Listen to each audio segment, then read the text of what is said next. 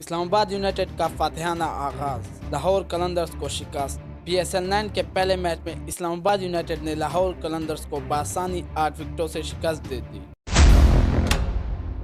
Gaddafi stadium میں کھیلے گئے میچ میں اسلام آباد یونائٹڈ نے لاہور قلندرز کی جانب سے دیا جانے والا 196 رنز کا ہدف بآسانی 18.2 اوورز میں 2 وکٹوں کے نقصان پر حاصل کر لیا۔ کپتان شاداب خان نے 74 رنز کی میچ وننگ اننگز کھیلی۔ آغا سلمان بھی اب 62 رنز کے ساتھ ناٹ آؤٹ رہے۔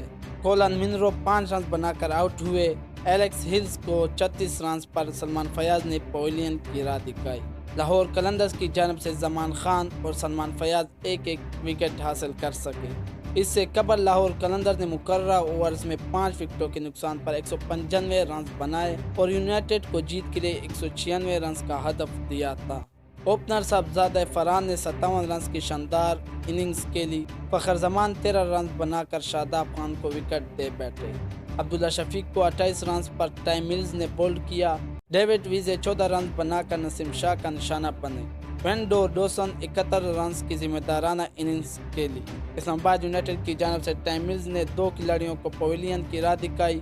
کپتان شاداب خان اور نسیم شاہ ایک وکٹ حاصل کر سکے۔ اس سے قبل شاداب خان نے ٹاس جیت کر شاہین افریدی 11 کو پہلے بیٹنگ کی دعوت دی تھی۔